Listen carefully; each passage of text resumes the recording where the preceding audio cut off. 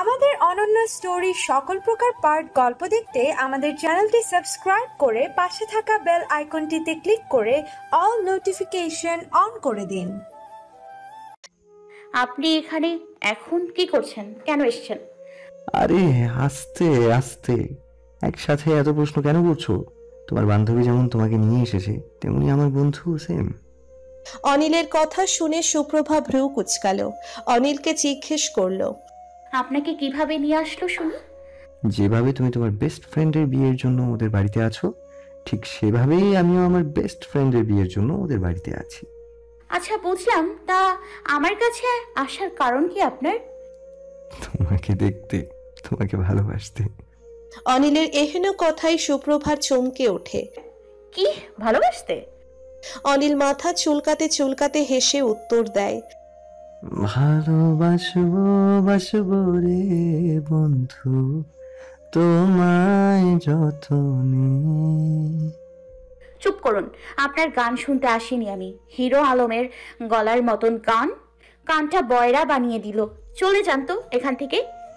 আরে সুপ্রভা, যাবই তো। এখানে থেকে কি করব? একেবারে তোমাকে নিয়ে চলে যাব। এই, আপনার কি হয়েছে বলুন তো? ইদানিং কি রকম করে কথা বলছে? সুপ্রভা, আমার মধ্যে তো সেই ক্ষমতা নেই কিছু হবার, মানে মা হবার ক্ষমতা তো তোমার আছে। ছেলে হোক মেয়ে হোক, হবে তো তোমার। তাহলে বারবার একই কথা কেন বলো? সুপ্রভা বুঝলো সে অনিলের সাথে কথাই পারবে না। কিছুক্ষণ চুপ করে রইল। অনিল বলে উঠল, আচ্ছা সুপ্রভা, তুমি কালকে বিয়েতে কি রঙের জামা পরবে? সুপ্রভা একটু ভেবে তারপর উত্তর দেয়, আছে তো অনেক জামা, কিন্তু আমি সাদা লেহেঙ্গা পরবো। বেশ, তুমি সাদা লেহেঙ্গাটাই পরবে, কনফার্ম। কেমন? তুমিও সাদা, আমিও সাদা, আমরা দুজনে ম্যাচিং ম্যাচিং। এবার আমি সিদ্ধান্ত নিলাম, আমি অন্য রঙের জামা পরবো। সাদাটা ক্যান্সেল। সুপ্রভার বলা কথা শেষ হতেই অনিল সুপ্রভার একটু কাছে গিয়ে দাঁড়ালো। অনিলকে এরকম কাছে আসতে দেখে সুপ্রভা খানিকটা ভয় পেয়ে গেল। দৌড়ে যেতে সে নিজেও পিছু হাঁটছে, তবুও অনিল সুপ্রভার সামনেই আসছে। এক পর্যায়ে সুপ্রভার পিছু যাওয়া বন্ধ হতেই অনিল সুপ্রভার ঠোঁটে আঙ্গুল রেখে বলে, হেস, আমি বলছি না, সেজন্য তুমি সাদা রঙের জামা পরবে কালকে। আর যদি না পরি? আমি জানি তুমি পরবেই, কারণ আমি ঠিক জানি আমার সুপ্রভা আমাকে ভালোবাসে, আর সে আমার কথা রাখবে। অনিলের বলা শেষোক্ত কথাটি শুনে সুপ্রভার মনে আলাদা শিহরণ বয়ে যায়। অনিল কি করে জানলো সুপ্রভা তাকে ভালোবাসে? ভালোবাসা এতই সোজা? সুপ্রভাকে চুপ থাকতে দেখে অনিল বলল, ভালোবাসা বোঝা সহজ, কারণ আমি যে তোমাকে ভালোবাসি সুপ্রভা। তোমার ওই তাকানোর দৃষ্টি বলে দেয় তুমি আমাকে ভালোবাসো। সেটা আর মুখ ফুটে বলার অবকাশ রাখে না। কিছু না বলা ভালোবাসা থাকে, বুঝে নিতে হয়। ঠিক তেমনটাই হচ্ছ তুমি। আমাকে ভালোবাসো কিন্তু স্বীকার করো না, অথচ আমি তোমার ভালোবাসা অনুভব করতে পারি। ভালোবাসা এমনই একটা জিনিস। সুপ্রভা হয়তো আর একটু সময় থাকলে নিজেকে দুর্বল করে ফেলবে, নিজের উপর কন্ট্রোল থাকবে না, আর সেটা হওয়া উচিত নয়। মনকে শক্ত করতে হবে। উপায় অন্তর না পেয়ে সুপ্রভা দ্রুত গতিতে সেখান থেকে প্রস্থান নিল রূপন্তীকে ফেলেই। অনিল সুপ্রভার চাওয়ার পানে তাকিয়ে বলল, ভালোবাসা যে লুকিয়ে রাখার জিনিস নয়, প্রকাশ করতে হয়, তাহলে ভালোবাসা আরো বাড়ে, বই কমে না। শুভ্র রঙের একটা পাঞ্জাবি পরে সামনে এগিয়ে আসছে এক সুদর্শন পুরুষ। তার দিকে বিমোহিত দৃষ্টিতে তাকিয়ে আছে আরেক নারী। প্রখর দৃষ্টিতে তাকিয়ে রইল মানুষটার দিকে। চুলগুলো পিছনের দিকে আছড়ানো, হাতে কালো রঙের একটা ঘড়ি, আর চোখে কালো রঙের একটা সানগ্লাস। বোধহয় পুরুষটির কালো রং খুব প্রিয়। শুভ্র রঙের পাঞ্জাবিতে অপরূপ লাগছে। একেবারে কোনো ছেলেকে সাদা রঙে এতটা মানাতে পারে, সেটা সুপ্রভা নিজের চোখে না দেখলে হয়তো বুঝতোই না। চোখের পলক যেন পড়ছেই না অনিলকে দেখতে পেয়ে। আর একটু ভালো করে তাকাতেই কেমন লাগলো। এই পাঞ্জাবিটা এত চেনা কেন লাগছে সুপ্রভার? মনে হচ্ছে আরো আগে কোথাও দেখেছে। মস্তিষ্কে চাপ প্রয়োগ করতেই মনে পড়লো, এই তো সেই পাঞ্জাবি যেটা অনিলের জন্মদিনে কিনেছিল সুপ্রভা উপহার হিসেবে। সেটা অনিলকে দিয়েও ছিল, কিন্তু এতগুলো বছর পরও যে সেই পাঞ্জাবিটা অনিল এত যত্ন করে রেখেছে সুপ্রভা কল্পনাও করেনি। সেদিনের পর অনিল সেই পাঞ্জাবিটা নিয়ে ঠিক করেছে, এই চিন্তাটুকুও সুপ্রভার মনে আসেনি। সেখানে এত বছর পরও অনিল যত্ন করে তার দেওয়া উপহারের জামাটা পরেছে। না, মানুষটার ভালোবাসায় যে কোনো খুঁত নেই, একদম নিখুঁত ভালোবাসা, সেটা সুপ্রভা যেন প্রতিদিন একটু একটু করে টের পাচ্ছে। সুপ্রভার ভাবনার মাঝে সামনে এসে দাঁড়ালো অনিল, তড়ি মেরে জিজ্ঞেস করলো, এক্ষুনি আমাকে দেখে হা হয়ে তাকিয়ে আছো? যখন আমি বড় বেশি তোমার সামনে এসে দাঁড়াবো তখন কি করবে? জ্ঞান হারাবে নাকি সুন্দরী? অনিলের কথা শুনে ঘোর কাটল সুপ্রভার। চোখ মেলে তাকালো অনিলের দিকে, কাছ থেকে দেখে যে মানুষটার দিক থেকে চোখ ফেরানো দায়ী হয়ে পড়েছে। সুপ্রভা দৃষ্টি সংযত করলো। একদম বাজে কথা বলবেন না। বরযাত্রী এসছেন, যান বরের সঙ্গে গিয়ে বসে থাকুন চুপচাপ। সুপ্রভার কথা শুনে অনিল স্মিত হাসলো। তুমি আমাকে এখন সামনাসামনি দেখতে পারো, কোনো সমস্যা নেই। আমাকেই তো দেখবে, মানে নিজের হবু স্বামীকেই তো দেখবে। এত লজ্জা বাবার কি আছে শুনি? আমি তো দূর থেকেই তোমাকে নয়ন ভরে দেখে আমার নয়ন যুগলকে সার্থক করলাম। অনিলের শেষোক্ত কথা শুনে সুপ্রভা চমকালো। মানে মানুষটা তার দিকে আড়াল থেকে নজর রাখে। এবার দেখছি সুপ্রভাকে ঠিক করে চলতে হবে, কখন কি করে বসে, আর সেটা অনিল দেখে ফেললে তো বেজায় মুশকিল হয়ে পড়বে। সুপ্রভা অনিলকে বলল, এই পাঞ্জাবিটা তো আমি সেই কবে দিয়েছিলাম, এত বছর পরেও আপনি সেটা পরে আছেন। আপনার গায়ে লাগলো কি করে, সেটাই তো বড় কথা। তুমি দিয়েছ, বড় যত্নে আগলে রেখেছি এটাকে। তোমার দেওয়া প্রথম উপহার ছিল। জানো, তুমি ছিলে না, কিন্তু তোমার দেওয়া স্মৃতিটুকু ছিল আমার কাছে। এটা ধরলে দেখলে মনে হতো তোমার কথা। হয়তো তুমি এই স্মৃতির গভীরতা বুঝবে না আমার কাছে ঠিক কতটুকু। সুপ্রভা দেখল পরিস্থিতি অন্যদিকে চলে যাচ্ছে। সে মোটেও এসব বিষাদময় কথা শুনতে রাজি না। বহু বছর তো কাটালো বিষাদের ছায়াতলে, আর ভাল লাগছে না। অনিলও বোধহয় সুপ্রভার অস্বস্তির কারণ বুঝতে পেরেছে। কথা ঘুরিয়ে নিল কৌশলে। সুপ্রভাকে বলল, আমি জানতাম তুমি সাদা রঙের জামাটাই পরবে। আমার কথা ফেলতে পারবে না। দেখেছো, তুমি মুখে স্বীকার না করো, কিন্তু তোমার ব্যবহার সব দিক দিয়েই ভোরের আলোর মতো স্পষ্ট। তুমি আমাকে ভালোবাসো। সুপ্রভা কিছু বলল না। কি বা বলে, অনিল তো কিছু ভুল বলেনি। সে তো সত্যিই অনিলকে তার মন দিয়েছে, কেবল প্রকাশ করতে পারছে না মন খুলে। তুমি এই ধরনের বুকে ফুটন্ত সাদা গোলাপ ফুল, স্নিগ্ধ রূপ সৌন্দর্যের মন মস্তিষ্ক ব্যাকুল। শুদ্ধ আর পবিত্র তুমি, নেই কোনো ভুল। মেয়ে লাগছে তোমায় সত্য ফোটা সাদা ফুল। অনিলের বলা কথা শুনে সুপ্রভা মুচকি হাসে। এই তো একটু আগে পরিস্থিতি ছিল অন্য রকম, এখন নিমেষের মধ্যে পুরো বিষয়টা বদলে গেল। কি সুন্দর করে কথা বলতে শিখেছে মানুষটা, বড় পরিবর্তন হয়েছে। হয়েছে হয়েছে, আর বলতে হবে না। আপনি তো ইদানিং কথা শুরু করলে আর থামতেই চান না। এবার চলুন, বিয়ে পড়ানো শুরু হয়ে যাবে। সুপ্রভার কথা শুনে অনিল থামল না, আরেকটু কাছে এসে দাঁড়ালো, তবে যথেষ্ট দূরত্ব বজায় রেখেই। সুপ্রভাকে বলল, সাদা গোলাপ ফুল তো চিনোই, তাই না? এরকম সাদা ধপধপে গোলাপ ফুল তোমায় ঠিক সেরকমই লাগছে সুপ্রভা। মনে হচ্ছে বাগান থেকে একটা তরতাজা সাদা গোলাপ ফুলকে আমার সামনে এসে দাঁড় করিয়েছে। যে ফুল একান্তই আমার, শুধুই আমার, যাতে নেই অন্য কারোর অধিকার। এই ফুলকে যত্ন করে আমাকে বাগানে নিয়ে আসার অনুমতি কি তুমি দেবে? আকুতি ভরা কণ্ঠ অনিলের। এই কণ্ঠের আবদার কি করে উপেক্ষা করবে সুপ্রভা? মন বলছে হ্যাঁ বলে দিই, বিবেক মনে করিয়ে দিচ্ছে বাবাকে দেওয়া কথাটা। দুটো টানাপোড়েনের মাঝখানে সুপ্রভা কি করবে বুঝে উঠতে পারছে না। দ্রুত গতিতে সেখান থেকে চলে গেল। না চলে গেল বললে ভুল হবে, পালিয়ে গেল এক প্রকার অনিলের থেকে। গিয়ে বসলো রূপন্তীর পাশে গিয়ে। লাল টুকটুকে শাড়ি পরে বউ সেজে বসে আছে রূপন্তী। কিছুক্ষণ আগেই বরযাত্রী হিসেবে জুনায়েদ, অনিল সবাই চলে এসেছে। কাজীও চলে এসেছে, বিয়ে পড়ানোর তাড়া দিচ্ছে। অবশেষে পবিত্র তিন কবুল বলার মাধ্যমে রূপন্তী আজীবনের জন্য জুনায়েদ নামক মানুষটার বউ হয়ে গেল। কবুল বলার পর সুপ্রভাকে ধরে ইচ্ছে মতন কাঁদল রূপন্তী। একটা ভরসার মাথা ছিল সুপ্রভা।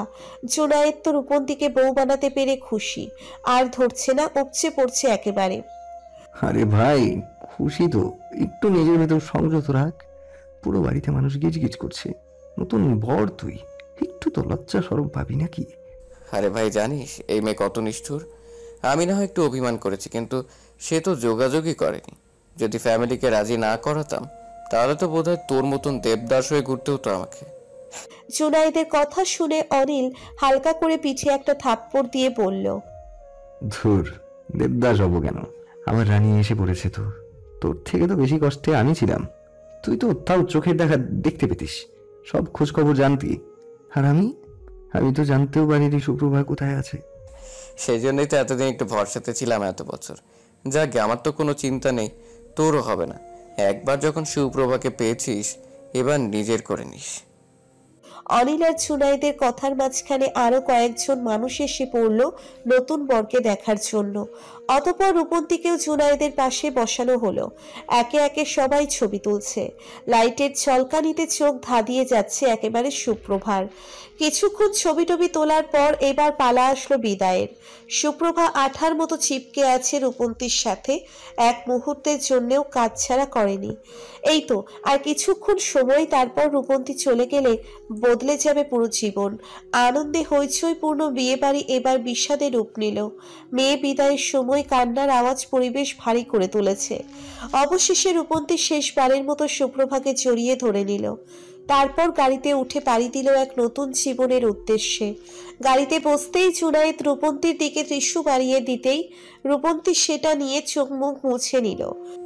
এরকম ভাবে কাঁদলে যেন তোমাকে বিয়ে করে নিয়ে যাচ্ছি না, একেবারে মারতে নিয়ে যাচ্ছি। যেন এক্ষুনি দুনিয়ার মায়া ত্যাগ করবে তুমি, সেজন্য এরকম ভাবে কাঁদছো। জুনায়েদের কথায় রূপন্তী কান্না থেমে গেল। রাগত দৃষ্টিতে জুনায়েদের দিকে এক পলক তাকিয়ে আর কিছু বলল না। ফুলে সজ্জিত গাড়ি নিয়ে চলছে নতুন বধূ নিয়ে এক নতুন জীবনের দিকে। রূপন্তীর যাওয়াতে মনটা ভীষণ ভার হয়ে গেছে সুপ্রভার। মন খারাপ নিয়ে চেয়ারে বসেছিল, ঠিক তখনই বাবা আর মা সুপ্রভার পাশে এসে বসলো। সুপ্রভা আর কিছু বলল না। বিয়ে উপলক্ষে তামিম, সাহারা বেগম, আফজাল হোসেন সবাই এসেছে। আফজাল হোসেন মেয়ের দিকে চেয়ে বলল, সুপ্রভা মা, আগুনের কাছে বরফ থাকলে বেশি সময় নেয় না গলতে, বুঝলি? অনিলকে তোর দেখতাম, ওকে দেখা অসম্ভব কিছুই না। যেহেতু জুনায়েদ ওর বন্ধু, সেক্ষেত্রে ও থাকবেই, কিন্তু তোকে নিজেকে গুছিয়ে রাখতে হবে। অনিলের বাবা সেদিন কার অপমান আমি কখনো ভুলিনি। উনি মনে করেন আমরা লোভী, কিন্তু মা তুই তো লক্ষ্যের খুব কাছে চলে এসেছিস। যে স্বপ্ন তোকে নিয়ে দেখছি আমরা, সেটা পূর্ণের দৌড়াগৌড়া দাঁড়িয়ে আছিস তুই। অনার্স তো শেষ, আর একটু কষ্ট করিস মা, যাতে তোর কর্ম অনিলের বাবাকে জবাব দিতে পারে। সুপ্রভা এতক্ষণ বেশ মনোযোগ দিয়ে আফজাল হোসেনের কথা শুনল। আফজাল হোসেন মেয়ের পাশে বসে আছেন মেয়ের উত্তরের অপেক্ষায়। সুপ্রভা মুখ খুলল অবশেষে। বাবা, তুমি চিন্তা করো না, আমার কাছে সবার আগে তুমি। আমাকে নিয়ে আমার বাবা যে স্বপ্ন দেখেছে সেটা আমি পূরণ করবই। আমার জন্য তোমাকে অপমানিত হতে হবে না। বুকে পাথর চাপা দিয়ে এক প্রকার কথাগুলো বলল সুপ্রভা। বাবা মা সবাইকে একে একে গাড়িতে উঠে নিজে ভিতরে যাবার জন্য পা বাড়িয়েছে। জামা কাপড় গুছিয়ে নিবে, তখনই ড্রয়িং রুমে দেখা হলো অনিলের সাথে। কোণে বিদায়ের সময় সমস্ত লোক বলতে গেলে এখনো বাহিরেই আছে, সেজন্য ড্রয়িং রুমে কেউ নেই।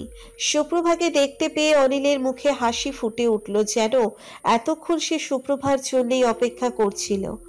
সুপ্রভা খেয়াল করলো অনিলের হাতে একটা সাদা জবা ফুল। সেদিকে মনোযোগ না দিয়ে সুপ্রভা সিঁড়ি বেয়ে উঠে যাচ্ছিল, যেন সেখানে অনিল কেন কে বসে আছে সেটা সুপ্রভার দেখারও বিষয় না। কিন্তু অনিল তড়িঘড়ি করে সুপ্রভার সামনে গিয়ে দাঁড়ালো। আরে এই মেয়ে, তোমার জন্য বসেছিলাম আমি, আর তুমি আমাকে তোয়াক্কা করছো না, চলে যাচ্ছ সোজা। এতক্ষণ বিয়ে ঝামেলায় ছিলে, এখন তো কনে বিদায়ও শেষ। তুমি কই থাকো শুনি? দেখুন, কথা বাড়াবেন না, ভাল লাগছে না আমার। আমার বাবা মা অপেক্ষা করছে আমার জন্য। শ্বশুর মশাই তো আর তোমার মতো বাসানি নয়, তিনি ঠিক আমার সাথে হাসি মুখে সুন্দর করে কথা বলেছে, বুঝলে? সুপ্রভা অনিলকে আর প্রতি উত্তর করলো না। অনিল হাতে থাকা জবা ফুলটা সুপ্রভার দিকে এগিয়ে বলল, বললেও হবে না একটু ফুল, এই ফুলেই শোভা পায় আরো একটি ফুল। সুপ্রভা অনিলের কথা শুনে না চাইতেও হাসলো। সত্যি অনিল বেশ চমৎকার করে কথা বলতে শিখে গেছে। কেমন সুন্দর ছন্দ করে কথা বলে মিলিয়ে মিলিয়ে। সুপ্রভা এক নজর অনিলের চোখের দিকে তাকালো। মায়া ভরা চোখের দিকে তাকালে সুপ্রভা যেন নিজেকে হারিয়ে ফেলে। সুপ্রভার সামনে ফুলটা ধরে দাঁড়িয়ে আছে অনিল। এটা ফিরিয়ে দেবার সাধ্য নেই সুপ্রভার। একটা ফুলই তো দিয়েছে, নিলে কি আর এমন ক্ষতি হবে? শেষ বেলায় আর মানুষটাকে কষ্ট না দিলেই হয়। হ্যাঁ, শেষ বেলা, কারণ এই যে সুপ্রভাত যাবে আর তো আসবে না। সুপ্রভা ফুলটা হাতে নিতেই আবারও অনিল বলে উঠল, মেয়ে, ফুলটা তোমার কানে গুজলে বেশ লাগতো। সৌন্দর্য যেন আরো ফুটে উঠতো। তখন একেবারে নজরটায় আটকে যেত। বেশ সুন্দর করে গুছিয়ে কথা বলতে শিখে গেছেন দেখছি আপনি। তোমার জন্য সব কিছু, বুঝলে মেয়ে। নিজেকে একটু কবি, রোমান্টিক পুরুষ বানিয়ে যদি তোমার মতো পাষাণী হৃদয়ে থাকা আমার জন্য একটুখানি ভালোবাসা আছে না, তা যেন প্রকাশ হয়ে আসে। ভালোবাসা অনুভব করা জিনিস, বুঝে নেবার জিনিস, প্রকাশ করার নয়। যে ভালোবাসা লোক দেখানো বা অতিরিক্ত প্রকাশ করা হয় সেটা বোধহয় খুব বেশি দিন থাকেও না, বুঝলেন? বুঝেছি, আমার জন্য ভালোবাসা তোমার মনে ঠিক রয়েছে, তুমি প্রকাশ করছো না। তবে এবার করবে, আমার অপেক্ষার প্রহর শেষ হবে। অনিলের কথা শুনে সুপ্রভার সঙ্গে সঙ্গে মাথা নিচু করে ফেলল। মানুষটা কত ইচ্ছে আশা নিয়ে কথা বলছে, অথচ সুপ্রভা একটু পরে তার সব আশা ভরসা এক নিমেষেই শেষ করে দিয়ে আবারও হারিয়ে যাবে। আর দেখতে পাবে না সেই অনিলকে। ভাবতেই বুকের ভিতরটা কেমন হাহাকার করে উঠছে। অথচ এই যন্ত্রণা কেবলই সুপ্রভার নিজের, কাউকে বলতেও পারছে না। সুপ্রভাকে চুপ দেখে অনিল বলল, কথা দিলাম তোমার কাছে, ওহে আমার প্রিয়া, তোমায় যদি না পাই আমি করব না খুব বিয়া। বেশ, থাকুন তবে, বিয়ে বাদে বোধহয় পাবেন না আর আমাকে। যদি থাকেন ভাগ্যে তবেই দেখা হবে আমাদের। অনিলকে আর কিছু বলার সুযোগ না দিয়ে সুপ্রভা উপরে উঠে গেল। অনিল বুঝে উঠতে পারল না সুপ্রভার বলা কথার মানে। সুপ্রভা যাওয়ার পানে তাকিয়ে রইল কেবল কিছুক্ষণ, তারপর নিজের বাড়িতে যাবার জন্য পা বাড়ালো। বারান্দায় বসে আছে সুপ্রভা। রাত এখন 12টা, অথচ তার চোখে ঘুম নেই। বারান্দায় বসে বসে চন্দ্র বিলাস করছে। ভুল হবে, ভিতরটা ছটফট করছে অনিলের জন্য। সেই কারণে দু চোখেও ঘুম নেই। তখন যে অনিল চলে গেল সে তো জানলেও না সুপ্রভা আবারও হারিয়ে যাবে। জানলে বোধহয় সুপ্রভাকে আর যেতেই দিত না। চুপিসারে চলে আসলো সুপ্রভা। আসার আগে একটা বার অনিলের থেকে বিদায়ও নিতে পারেনি। বাস্তবতা যে বড়ই কঠিন, সেখানে মন যেরকমই ভাবুক না কেন আমাদের বর্তমান পরিস্থিতি সেটা করে উঠতে দেয় না। যেমনটা হচ্ছে সুপ্রভার সাথে। মনে প্রেম থাকলেও বিচ্ছেদের সঙ্গী হয়েছে। সে মনে যতই প্রেম থাকুক, যতই ভালোবাসা থাকুক, বাবাকে দেওয়া কথার খেলাপ সুপ্রভা কিছুতেই করবে না। যতবার বাবার বলা কথা মনে পড়ে, সাথে ঠিক ততবারই অনিলের বাবার বলা কথাগুলো মনে পড়ে। তারপরেই স্থির করে নেয় মনকে, প্রস্তুত করে সেই কথার জবাব যেন তার কর্মই দেয়। রাতের বেলা আকাশ দেখে সুপ্রভা কিছুক্ষণ তাকিয়ে রইল। বলতে ইচ্ছে হলো, একলা আড়লে আবডালে থেকে যায় হাজারো মন খারাপ কষ্ট। তার কিছুটা খোলা আকাশ জানুক, বাকিটুকু রাতের কালো অন্ধকার দেখুক। পুরনো জায়গায় ফিরতেই সুপ্রভার আবারও তাড়াহুড়োর জীবন শুরু। সকালবেলা ঘুম থেকে উঠেই সিঁড়ি বেয়ে নামছিল বাহিরে যাবার জন্য। তখনই মায়ের ডাক পড়ে রান্নাঘর থেকে। সেখানে গিয়ে দেখে ডাইনিং টেবিলে খাবার সাজানো রয়েছে। সুপ্রভা বুঝেছে তার মা তাকে ঠিক কিসের জন্য ডেকেছে। খেতে বসেছে সুপ্রভাকে। আজকে বাধ্য মেয়ের মতন চেয়ার টেনে বসে পড়লো। কি রে, আজকে যে খাবার জন্য কোনো চেঁচামেচি করতে হলো না, নিজে থেকেই বসে পড়লি খেতে? মা, ভাল লাগছে না, আজকে তাড়া আছে। প্রথমে টিউশনির জন্য যেতে হবে, তারপর কোচিং সেন্টারে ক্লাস আছে। আর রত্না ভাবি যে হ্যান্ড পেইন্টিং এর কাজ দিয়েছিল, ওগুলোও তো জমা পড়ে আছে, কমপ্লিট করতে হবে না? শোনো মেয়ের কথা, কাজের ভুঁড়ি রেখে দিছে একেবারে। আচ্ছা আচ্ছা, সব করিস আস্তে ধীরে। আমি দেখি কিছুটা কাজ এগিয়ে রাখবো তোর জন্য। মা আর মেয়ের কথার মাঝখানে সুপ্রভার কাকি মোমেনা বেগম বলে উঠল, আমার ছেলে তামিম তো বেশ ভালো অঙ্কের বেতনের চাকরি করে, তাও যে তোমরা কেন এরকম করছো বুঝি না। আমরা মা আর ছেলে মিলে টাকা শেষ করতে পারি। এই বাচ্চা মেয়েটাকে এত কাজ করাও কেন বুঝতে পারি না আমি। রুম থেকে খাবার জন্য আসছিল আফজাল হোসেন। আস্তে আস্তে মোমেনার কথাগুলো কানে যেতেই তিনি প্রতি উত্তর করেন, আমার মেয়েকে আমি কখনো অন্যের ভরসাতে চলার পরামর্শ দেই না মোমেনা। সে নিজে খেটে খাবে, কারোর উপর ভরসা করে কেন থাকবে? তাছাড়া বাচ্চা কই? অনার্স পরীক্ষা দিয়ে ফেলেছে। সুপ্রভা কত বড় হয়ে গেছে। আর কয়েকটা বছর পর আমার সুপ্রভাও তোমার ছেলের মতন চাকরি করবে। দেখো, আমার স্বপ্ন পূরণ করবে আমার সন্তান। কিন্তু ভাইজান, তামিম তো আর পর কেউ না, সুপ্রভারও তো ভাই হয়। তাহলে ওর টাকা নিতে অসুবিধা কই? আমরা তো একই সাথে থাকি, তাই না? সুপ্রভার এই টিউশনি, কোচিং সেন্টারে পড়াশোনা, আবার এই রাতে হাতের কাজ, এগুলা না করলেই কি নয়? আফজাল হোসেন বুঝল মোমেনা সুপ্রভাকে নিজের মেয়ের চেয়ে কোনো অংশে কম দেখেন না, সেই জন্যই সুপ্রভাকে নিয়ে এত চিন্তা ওনার। মোমেনা, তুমি বুঝছো না কেন? আমরা আইসারে চললে জীবনে কি আর উপভোগ করা আছে? কষ্ট করলে তার ফলও মধুর হয়। আমার মেয়েটাকে তো ছোট থেকেই সেই স্বপ্ন দেখিয়ে বড় করে তুলেছি।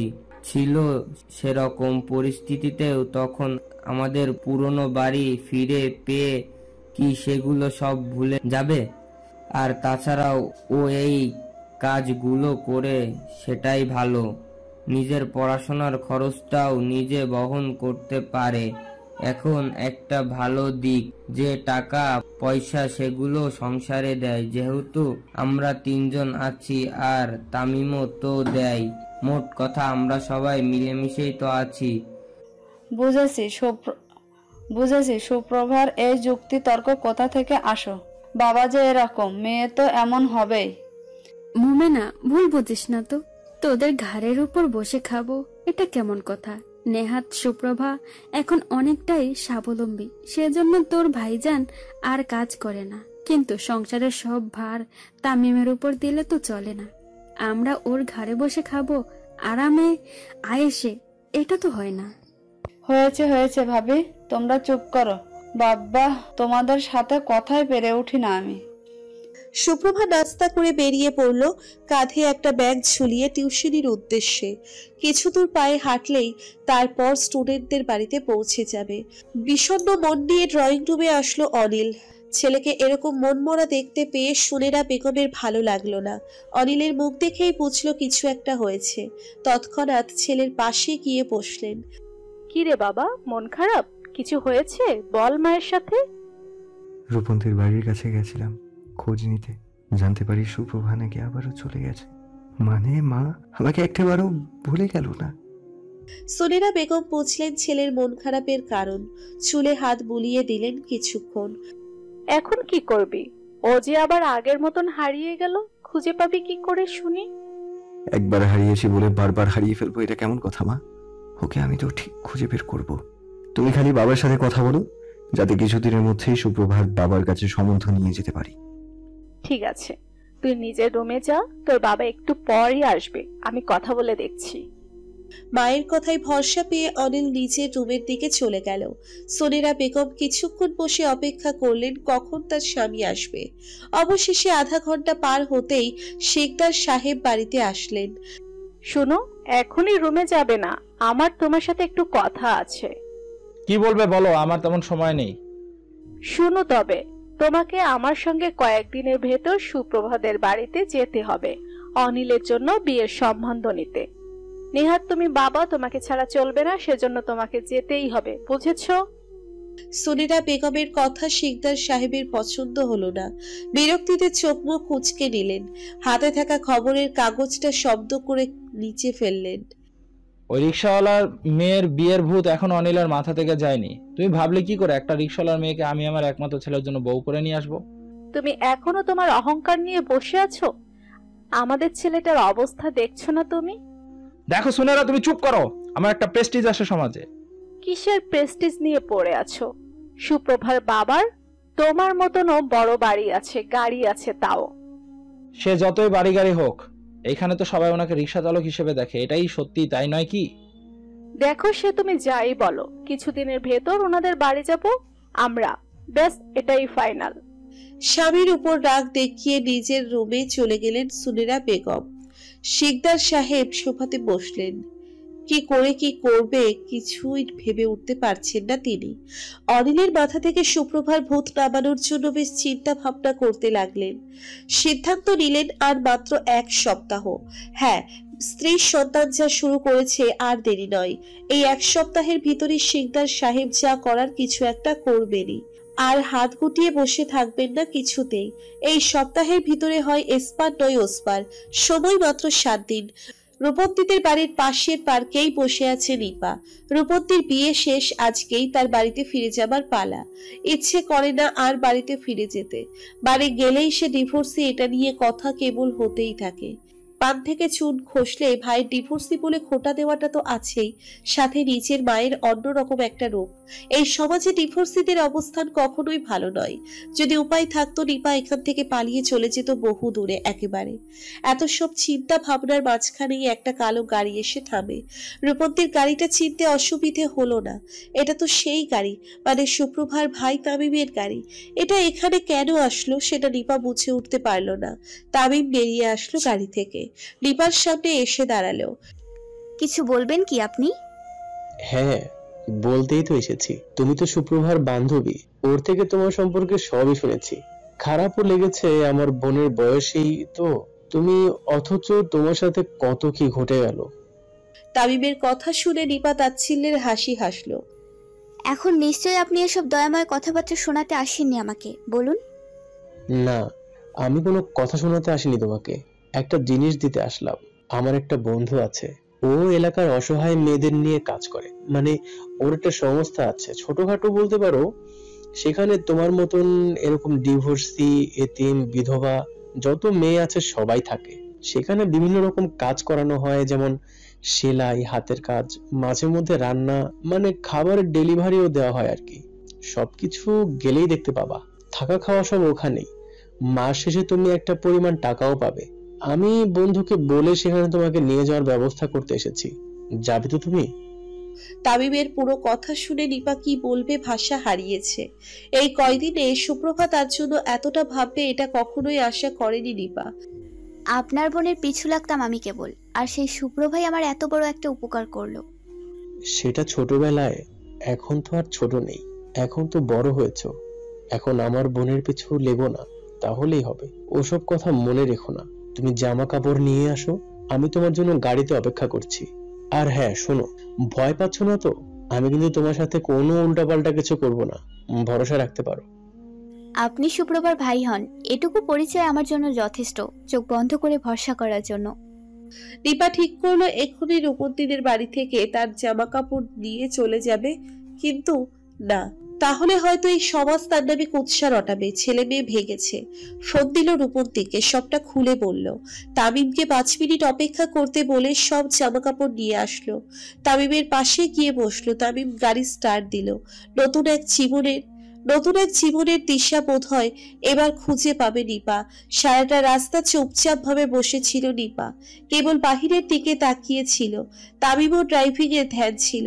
সারা দিন সমস্ত কাজ শেষ করে সুপ্রভা বসেছে তার মায়ের সাথে হাতের কাজগুলো এগিয়ে দিতে। এখন প্রায় সন্ধ্যা নেমে গেছে। কাছে থাকা ফোনে টুংটাং কিছু শব্দ হতেই ফোনটা হাতে নিয়ে দেখে একটা মেসেজ, এবং তাতে লেখা আছে, নিচে আসো জলদি, খুব দরকার আছে। এক্ষুনি আসো, হ্যাঁ? ভয় পেও না, আমি কিন্তু তোমার পরিচিত। মেসেজটা দেখে সুপ্রভার ভয় ধরে গেল মনে। কে এরকম মেসেজ পাঠাতে পারে তাকে, তাও আবার অপরিচিত নাম্বার থেকে? মনে মনে ধরে নিলেও হয়তো ভুল মেসেজ এসেছে, কিংবা কেউ ফাজলামি করেছে। এসব ভেবে পাত্তা না দিয়ে সুপ্রভা কাপড়ে ফুল এঁকে যাচ্ছে খুব মনোযোগ সহকারে। প্রায় আধা ঘন্টা পর আবারও মেসেজ আসে, আরে তাড়াতাড়ি নামো বলছি নিচে, নইলে আমি উঠে আসবো। সুপ্রভা এবারও কোনো তোয়াক্কা না করলো না, ফোনটাই ডিরেক্ট বন্ধ করে দিল, কারণ ফাজলামি ভেবে। প্রায় 1.5 ঘন্টা পর সুপ্রভার সব জামাগুলোতে ডিজাইন করা কমপ্লিট হয়ে গেছে।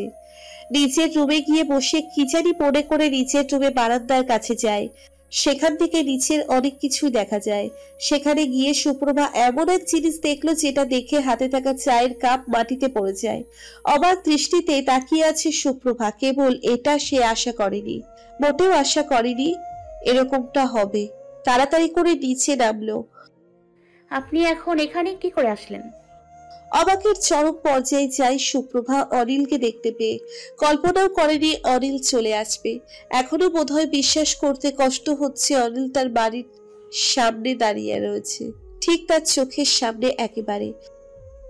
দূর আকাশে বহু তারার মন হয়েছে ভারী, এই রাতে তোমায় ছাড়া কেমনে বলো থাকি।